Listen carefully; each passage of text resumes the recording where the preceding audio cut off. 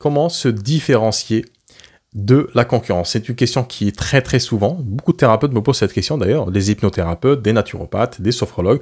Ils me disent, écoute Salim, il y a énormément de concurrence, je sais pas quoi faire, c'est comme un mur, je sais pas si tu as regardé Game of Thrones, hein, c'est comme ce mur-là qui sépare le monde du vivant du monde des morts. Alors je dis pas que les concurrences c'est des morts, hein. Ça j'en parlerai juste après, mais on se retrouve face à un mur, et en fait c'est un mur invisible. En vrai, le mur il est en toi. Parce que les concurrents, c'est pas des gens que tu vois en face de toi, c'est pas quand tu sors de chez toi, le matin pour aller au cabinet, ou quand tu débutes ta journée, quand tu commences ta journée, c'est pas des gens qui vont toquer à ta maison, ou comme dans les films d'horreur, où tu regardes par la fenêtre et tu trouves comme ça, à la Walking Dead, tu trouves comme ça 200 personnes en face de toi, des thérapeutes, des hypnothérapeutes, des sophrologues en train de te regarder comme ça, complètement balafré avec du sang et voilà, de la bave, qui sont là pour vouloir te bouffer ton pain quotidien. Donc c'est pas ce qui se passe généralement. Ces personnes-là, ces concurrents, alors statistiquement ils existent, hein. Physiquement c'est des gens qui existent, hein, autour de toi, parce que tu peux les voir sur internet, hein, tu peux passer à côté, tu peux voir les plaques et tout, mais ils existent beaucoup plus intérieurement en toi, parce que c'est quelque chose que tu as conceptualisé, qui a une réalité intérieure, et tu te dis donc, et tu penses que c'est un frein, tu penses que, parce que par exemple dans une agglomération vous êtes 20 hypnothérapeutes, si tu es praticien en hypnose, parce que vous êtes 20 hypnothérapeutes dans un endroit, donc forcément 21 personnes, ça fait beaucoup, et ça renvoie aussi l'idée que s'il y a trop de concurrents, donc il n'y a pas assez de consultants, de clients. Et en fait, c'est une seule pièce finalement avec deux faces, trop de concurrents, pas assez de clients. Cette idée finalement, cette conception des choses, c'est une conception qui va à l'encontre de l'idée de l'abondance, parce que le monde est abondant. Il y a de l'abondance partout, dans tout ce qu'on fait, dans notre corps, dans notre esprit, dans la nature. Tout est abondant dans cette vie. Tout se crée et se recrée, tout se perpétue autour de nous. Il y a une régénération continuelle de toutes choses autour de nous, même intérieurement. Sauf que quand on a cette idée-là, en fait, on va mettre une barrière à cette abondance et on va pas laisser cette abondance arriver à nous. Alors quand je dis arriver à nous, c'est aussi, je conceptualise, hein, c'est un peu abstrait, mais en vrai, ça donne quoi? C'est le fait de me dire, en tant que thérapeute, je n'ai pas beaucoup de concurrents, et je t'en parlerai juste après, de pourquoi j'ai pas beaucoup de concurrents. Le fait de me dire, j'ai pas beaucoup de concurrents, finalement, je n'ai rien à craindre de personne. Et donc, je me mets dans une disposition d'esprit qui me permet d'être créatif et créatif dans le développement de mon activité, c'est-à-dire dans mon cabinet. C'est-à-dire prendre des risques, entre guillemets. Bon, tu vas pas dormir sur les pans, hein, t'inquiète, mais prendre des risques, voilà, je dis pas qu'il faut faire la guerre, ou prendre des risques, c'est-à-dire adopter des stratégies, sortir de ta zone de confort, sortir de cette torpeur qui est peut-être la tienne, de cette peur, cette trouille, te montrer un peu plus, parce que finalement, personne ne va te juger. Tu n'es pas... cette visibilité que tu vas avoir sur Internet, c'est pas pour être jugé. C'est pas Top Chef, c'est pas The Voice, il n'y a rien de tout ça, en fait. Tu es là pour aider certaines personnes spécifiquement pour changer de vie ou changer quelque chose dans leur vie.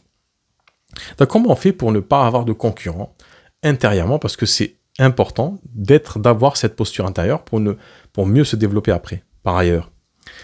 En fait, tu n'as pas de concurrents parce que tu ne ressens pas tes concurrents. Humainement, tu es quelqu'un de différent. C'est-à-dire que si tu te places au niveau de la formation et des certifications, alors c'est vrai que tu as des concurrents. Tu as 10 000 concurrents en France. Il y a, je sais pas, je veux dire qu'il y a 8 000 ou 9 000 ou 10 000 hypnothérapeutes en France. Techniquement, au niveau de la certification, tu as 9 999 concurrents. C'est un truc qui est dans le tournis, je sais. Mais en vrai, tu n'as pas 9 980. Pourquoi? Parce que déjà, physiquement, vous êtes très séparés au niveau de la localisation. Et deuxièmement, tu es quelqu'un de différent. Et ta différence humaine ne vient pas du diplôme. Le diplôme est un savoir-faire qu'on t'a inculqué, qu'on t'a donné, qu'on t'a transmis pour accompagner techniquement, pour avoir des outils techniques pour accompagner les gens, tes consultants. Il n'y a pas que ça. Quand on est thérapeute, bon, bien sûr qu'il y a le diplôme, mais avant tout, tu es un être humain qui est différencié des autres. Et ce qui va te permettre de développer ton activité sans craindre cette concurrence, c'est de te focaliser sur ta singularité. C'est ça qui fait que tu n'as pas de concurrence. Et quand tu es dans cet état d'esprit-là, que tu veux faire grandir cette singularité, que tu veux plutôt la dévoiler au monde, c'est-à-dire, quand je dis singularité, c'est-à-dire quelle est ta perspective de la vie, comment tu vois la vie, quelle est ta position vis-à-vis des choses de la vie.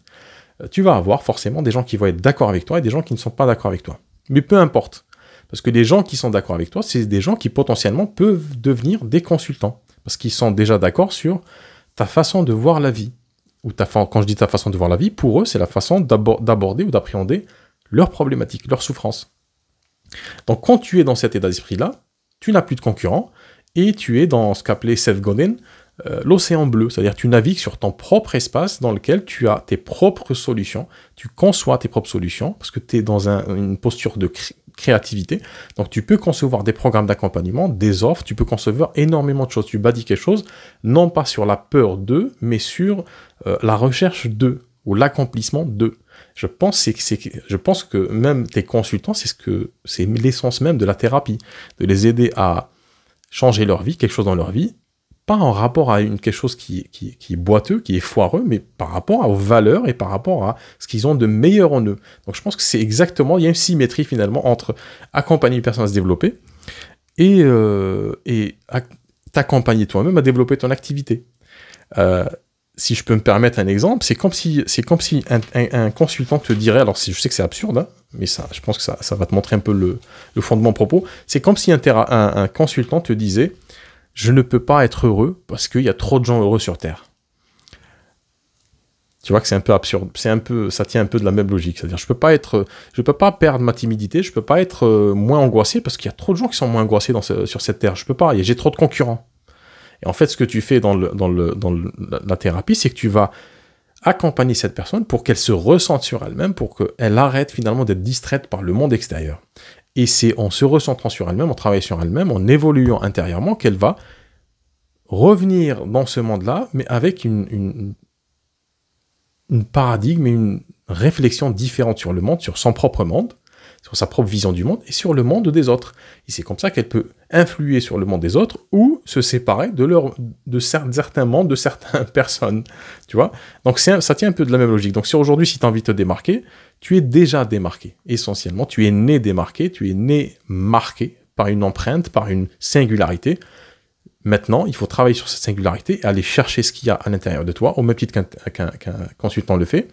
Et puis, prendre une partie de cette singularité et la rendre visible sur Internet pour attirer les bonnes personnes. Si tu as envie d'ailleurs de parler de cette singularité et comment y accéder, je suis en train d'organiser une formation, je suis en train de produire une formation, elle est en pré-lancement, donc le tarif sera vraiment intéressant, si ça t'intéresse, sur comment définir ton client idéal et te démarquer de la concurrence, parce que on parle que de ça finalement, s'adresser à certains types de personnes, finalement, et en faisant cette chose-là, on se démarque naturellement de sa concurrence, de la concurrence entre guillemets. Donc quand tu vas prendre ton café le matin, que tu vas quand tu vas regarder derrière le rideau, il n'y aura pas les morts vivants derrière la fenêtre en train de guetter ta sortie de la maison. Donc si ça t'intéresse, je te mets le lien en dessous. Tu peux, ça dépend à quel moment tu regardes cette vidéo, soit tu t'inscris pour recevoir pour être informé du lancement de la formation, soit tu trouves directement le lien pour accéder à la formation.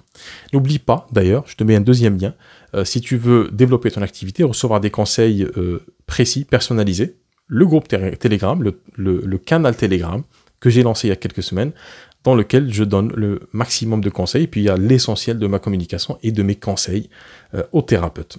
C'est gratuit et c'est en bas. Allez, prends soin de toi.